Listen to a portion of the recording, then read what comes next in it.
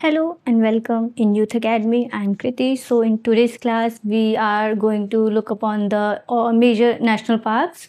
जैसे कि हमने इस मेजर नेशनल पार्क की सीरीज़ ऑलरेडी स्टार्ट कर दी थी। आज इसी को हम कंटिन्यू करेंगे। हमारा इन सीरीज़ में हमारा क्लास नंबर 4 होगा। इसमें हम सारे इंडिया के मेजर नेशनल पार्क्स को देखते हुए चलेंगे, as well as tiger reserves और बर्ड सेंचुरीज आती जाएंगी तो हम उसको भी देखते हुए चलेंगे। तो पहले एक रिकैप कर लेते कि हमने जो लास्ट 3 क्लासेस में क्या क्या रीड किया था, हमने क्या क्या पढ़ा था। तो जैसे कि मैंने आपको कहा था हमारी क्लास स्टेट वाइज चलेगी, तो हम पहले जम्मू कश्मीर के नेशनल पार्क को कवर किया हमने। उसके बाद हमने यहाँ अपने हिमाचल प्रदेश के, उत्तराखंड के किए हमने। फिर उसके बाद आज हम यूपी के करेंगे, देन फिर उसके बाद हम हरियाणा के करेंगे, देन राजस्थान के करेंगे, एज वेल एज बिहार के नेशनल पार्क को देखेंगे। साथ ही साथ टाइगर रिजर्व्स भी इसी वाले में आपको आ जाएगा, ठीक है। तो अगर हम थोड़ी सी रिकैप कर ले कि हमने जम्मू कश्मीर, हिमाचल प्रदेश, उत्तराखंड, इन सब में हमने कौन कौन से नेशनल पार्क्स कवर किए थे, तो उस हिसाब से देखें तो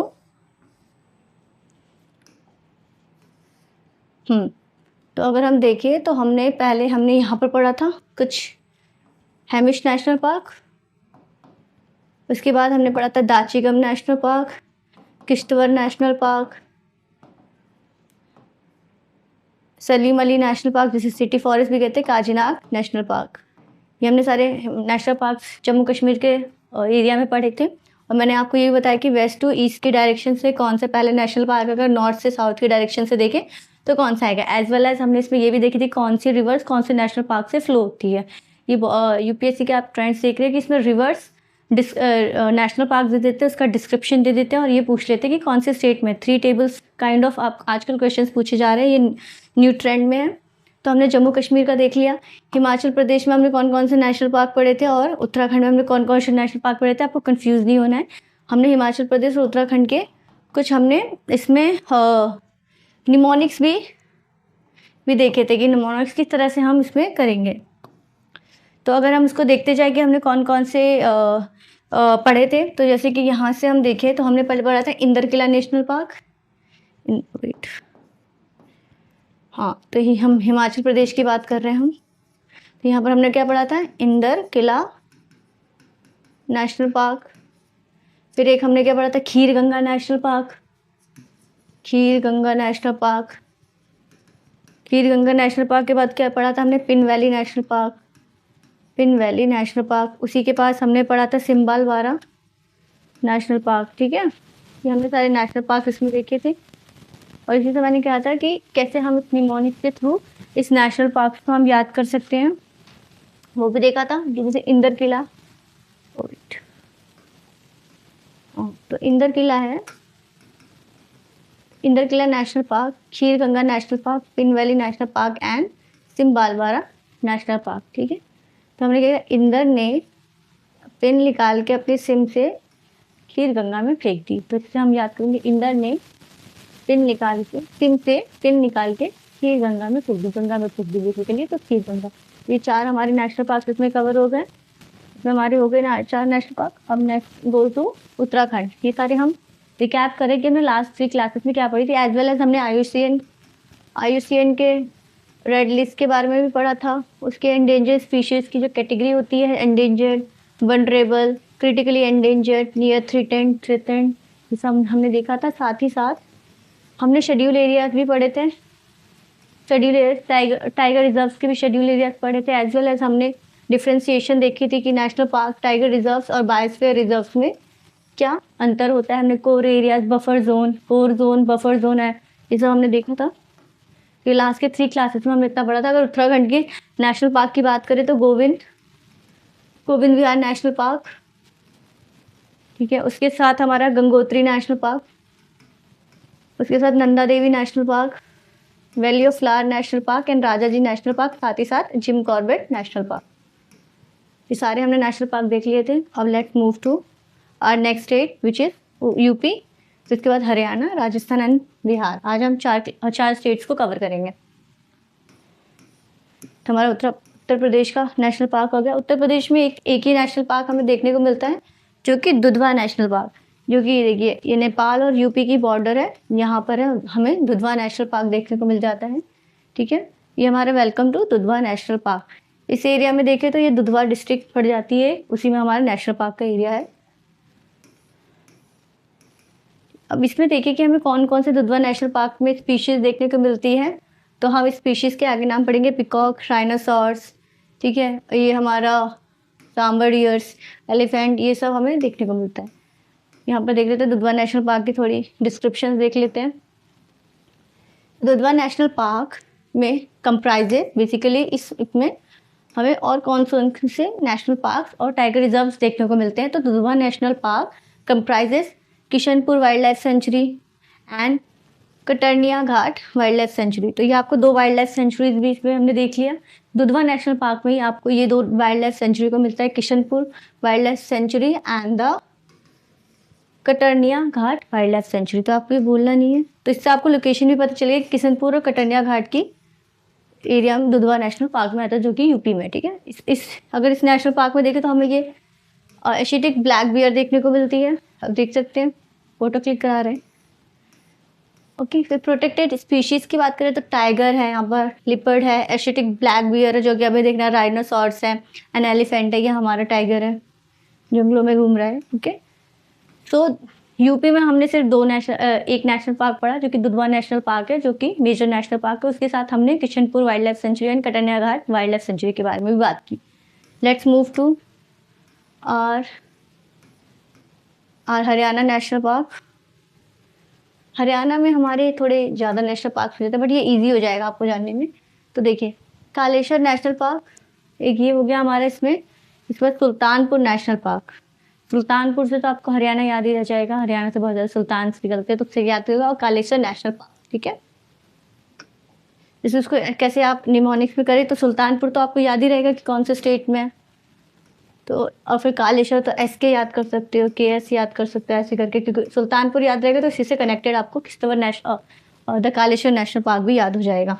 ये हमारा सुल्तानपुर नेशनल पार्क है। ठीक है, let's move to description about it. Kaleshwar national park में हमें देख लेते तो ग्रेट वाइट पेलिकन देखने को मिलता है, रफ देखने को मिलता है, ग्रेन फ्लेमिंगो देखने को। बेसिकली यहाँ पर बहुत बड़ी मात्रा में बर्ड की माइग्रेशंस होती हैं। ये राजस्थान के साइड ही आप पढ़ेंगे, कोयलादेव नेशनल पार्क, जो कि एक बहुत बड़ा रामसर साइट भी है, मॉन्टेस रिकॉर्ड में मेंशन्ड है। ओके, तो कालेश्वर नेशनल पार्क में साइबेरियन क्रेन देखने को मिलता है, जो क्रिटिकली इंडेंजर्ड की स्पीशीज में। Adjacent to Kaleshwar wild life sanctuary continuous Simbalbara national park. इसी को कालेश्वर नेशनल पार्क के एडजेसेंट में देखें तो यहीं पे हमें सिम्बालवारा नेशनल पार्क मिलता है। ठीक है, सिम्बालवारा नेशनल पार्क भी देखने को मिलता है हम इसी के एडजेसेंट में देखें तो हमने सिम्बालवारा नेशनल पार्क कहाँ पढ़ा था?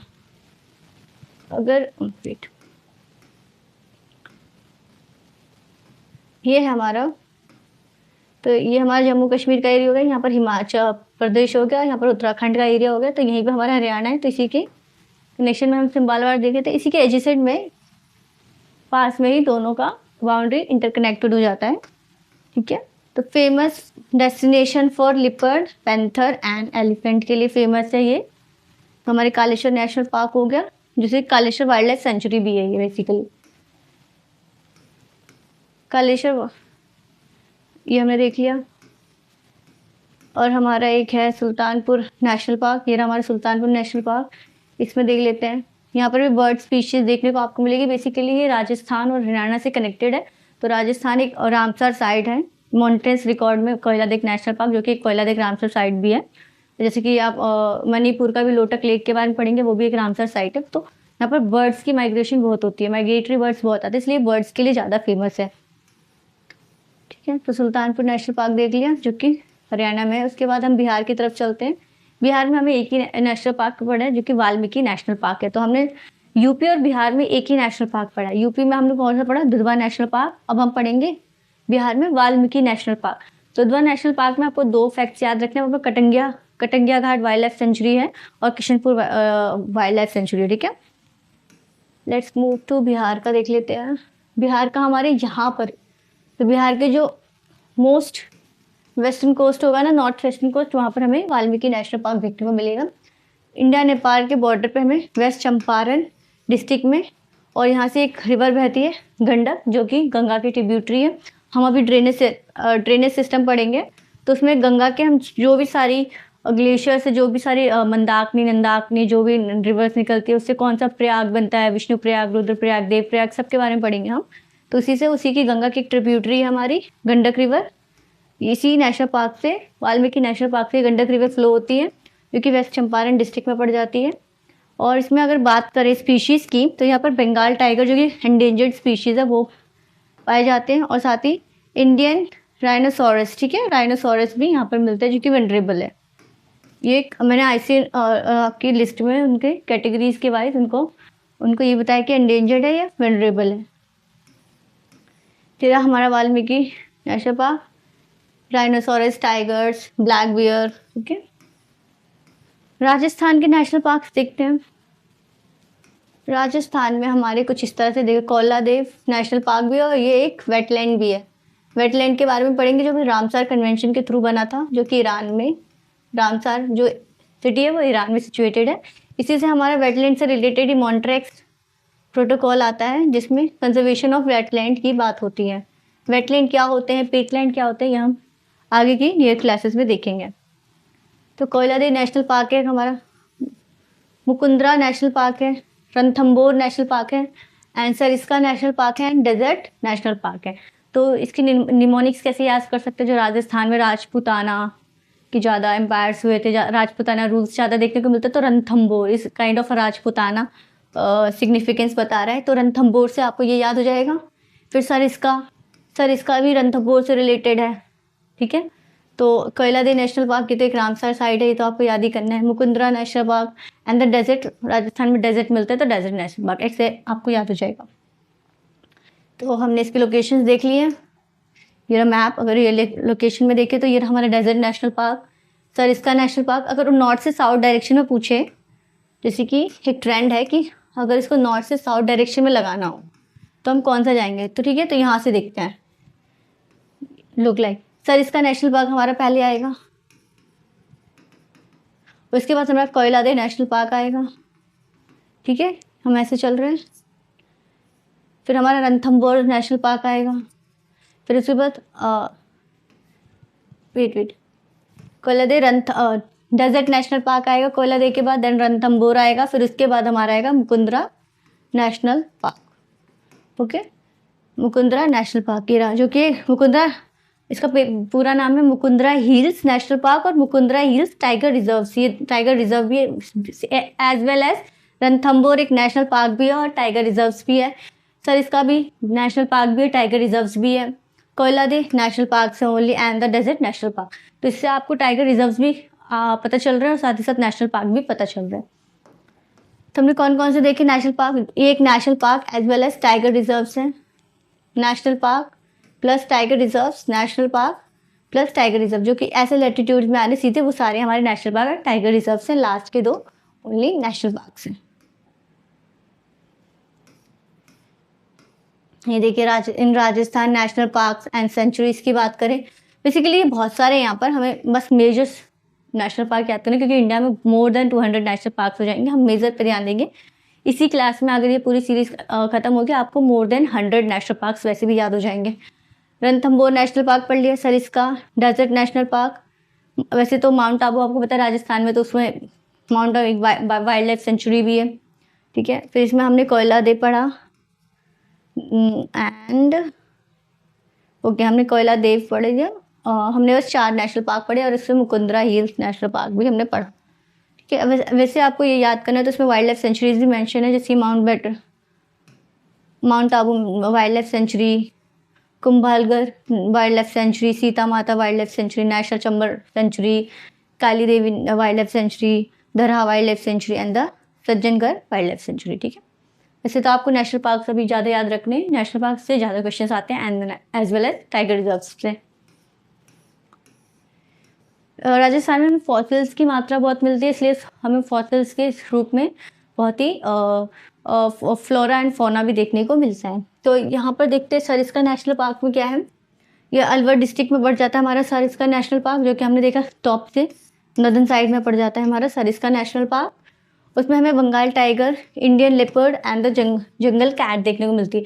बेसिकली अभी तक हमने जितने भी वाइल्ड लाइफ सेंचुरीज पढ़े, नेशनल पार्क्स पढ़े, उसमें हमें जंगल कैट एक यूनिक स्पीशीज देखने को मिला है द राजस्थान में सरिस्का नेशनल पार्क में। कोयलादेव नेशनल पार्क देख लेते हैं। कोयलादेव वेटलैंड भी है, रामसर साइट भी है कोयला तो वहाँ पर आपको पता होना चाहिए कि बर्ड्स ज़्यादा मात्रा में देखने को मिलती है। यूनिकनेस हो जाती है बर्ड्स की, जो कि माइग्रेटरी बर्ड्स यहाँ पर अपनी नेस्टिंग के लिए आते हैं। ठीक है, तो इसमें देखते हैं formerly known as Keoladeo national park को पहले भारतपुर वाइल्ड लाइफ सेंचुरी भी बोलते थे। अब आपको पता चल गया ये वाइल्ड लाइफ सेंचुरी क्यों बोलते थे, क्योंकि एक रामसर वेटलैंड भी था रामसर कन्वेंशन के अंदर, रामसर साइट भी था, as well as migratory birds को ज़्यादा तादाद में यहाँ पर देखने को मिलते हैं अपने मास नेस्टिंग के लिए। ग्रेट स्पॉटेड ईगल्स मिलते हैं जो कि वनरेबल है, एंड सारिस क्रेन मिलते हैं जो कि वनरेबल है। ये हमारा सारिस क्रेन है। Okay, and the Ranthambore national park. Ranthambore national park को पहले कैसे स्टैब्लिश किया? Establish as Sawai Madhopur sanctuary, जो कि 1955 में रणथंबोर को पहले सवाई माधोपुर सेंचुरी के रूप में इस्टेब्लिश किया गया था। Declare one of the tiger reserves इन 1973 में one of the tiger reserves को डिक्लेयर किया गया था। इंडियन लिपर्ड, नीलगाय, देखिए नीलगाय यहाँ पर यूनिक हो जाता है, तो आपको नीलगाय याद करना है कि हमें रणथंबोर नेशनल पार्क में नीलगाय देखने को मिली थी।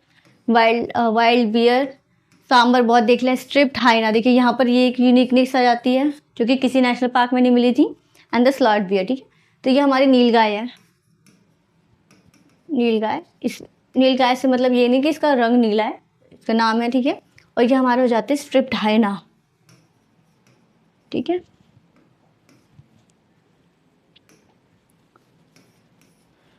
मुकुंदरा हिल्स नेशनल पार्क और टाइगर रिजर्व।